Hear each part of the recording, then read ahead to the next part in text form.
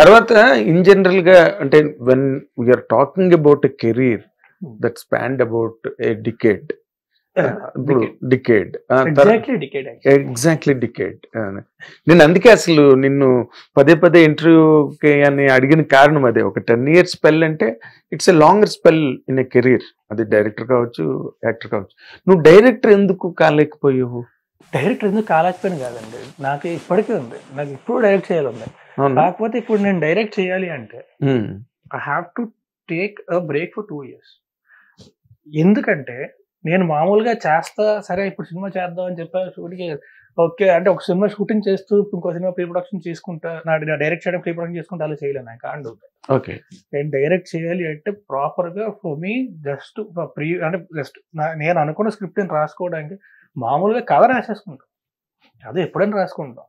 Shoot అయిపోతే కూర్చొని పడుకునే ముందు అన్నారు కూర్చొని ఆలోచించుకుంటాం, అదంతా వద్దు. ఆ తర్వాత you have to sit with other writers, you properly have to write it, shot to shot రాసుకొని మొత్తం ప్రీ ప్రొడక్షన్ అంతా చేసుకొని, అదేంటంటే నాకు ఖచ్చితంగా నేను ఆ టైం అయితే తీసుకొని చేయగలను. అలా కాకుండా నేను చేయలేను.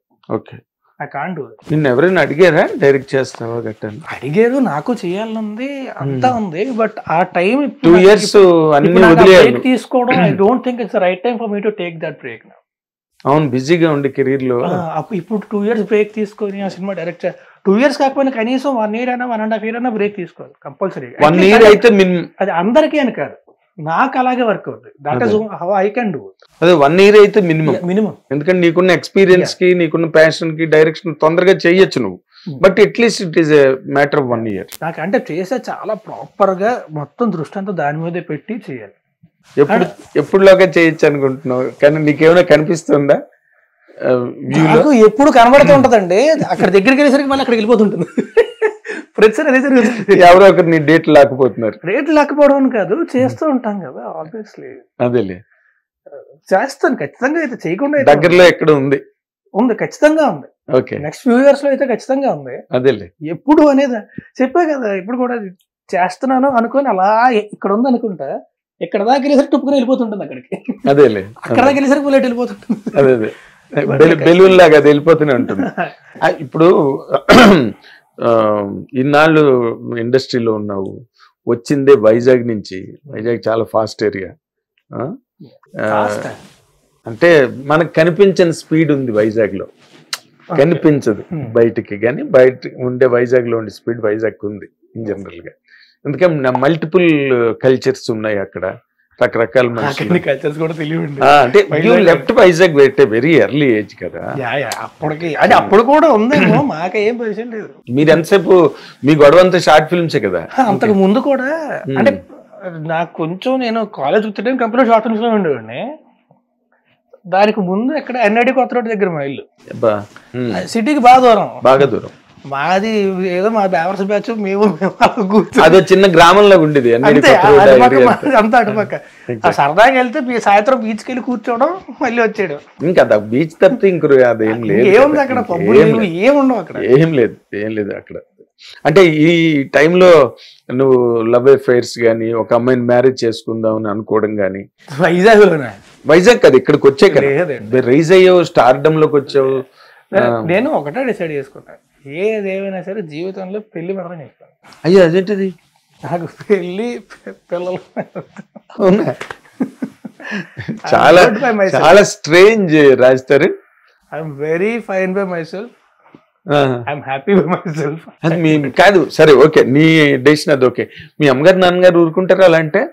మా డాడీ దేనికైనా ఓకే అంటారు. అబ్బా, నిజంగా గ్రేట్ ఫాదర్ హీస్. మా అమ్మ అడిగేది, తర్వాత గేవ్ అప్. అవునా? చేసుకుంటే లేదా అదే అన్న టైప్ లో అంతే.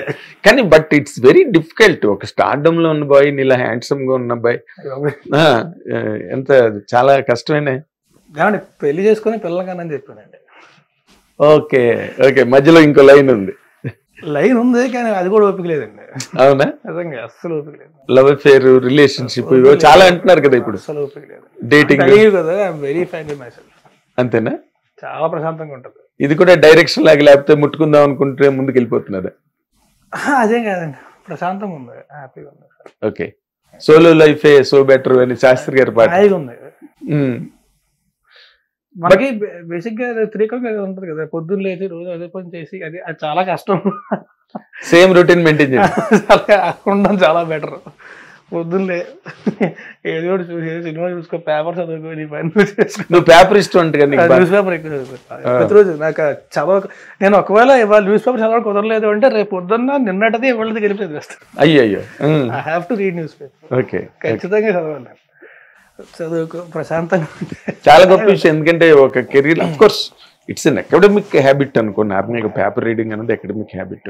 బట్ నీ ఆలోచన అయితే మాత్రం చాలా దిగ్భ్రమ కలిగించే విధంగా ఉంది. ఎందుకంటే నువ్వు ఉన్నది కలర్ఫుల్ ఫీల్డ్, చాలా జాయ్ఫుల్ ఫీల్డ్ సినిమా ఇండస్ట్రీ అన్నది. వద్దన్నా స్వామిబాబు గారు చెప్పేవారులే, వద్దన్నా అంటుకుపోతావు ఇక్కడికి వచ్చాను.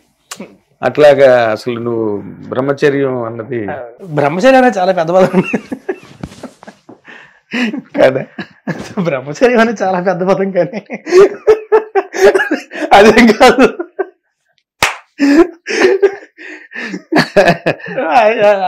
I like to be boring. Boring is good. Boring is peaceful. Boring is peaceful. అయితే ఒకటైతే ఒప్పుకున్నావు, నువ్వు బోర్ కొడుతున్నావు అన్న విషయం మాత్రం ఒప్పుకున్నావు. నేను పక్కలకు బోర్ కొడతాను, పక్క వాళ్ళకి బోర్ కొడతానంట. ఓకే, నాకు నేను ఎక్స్ట్రీమ్లీ సెల్ఫ్ కట్ కాదు. మరి ఎవరు నీకు టిఫిన్ ఎవరు పెడతారు, కాఫీ ఎవరు ఇస్తారు, మధ్యాహ్నం భోజనం ఎవరు పెడతారు? ఇంట్లో పనివాడు ఉన్నాడు, ఫోన్ లో స్విగ్గీ ఉంది, అంతేనా? ఇంకేం కావాలి? దాని మీదే మొత్తం టోటల్ లాగిన్ చేస్తున్నావు ఇప్పుడు. లేకపోతే మా అమ్మ వాళ్ళు వస్తారు, వచ్చి 6-10 రోజులు ఉంటారు నెలకి కనీసం. ఓకే, మా అమౌంట్ ఉంది. My dad is amazing cook. నేను వంట చాలా బాగా చేస్తాను.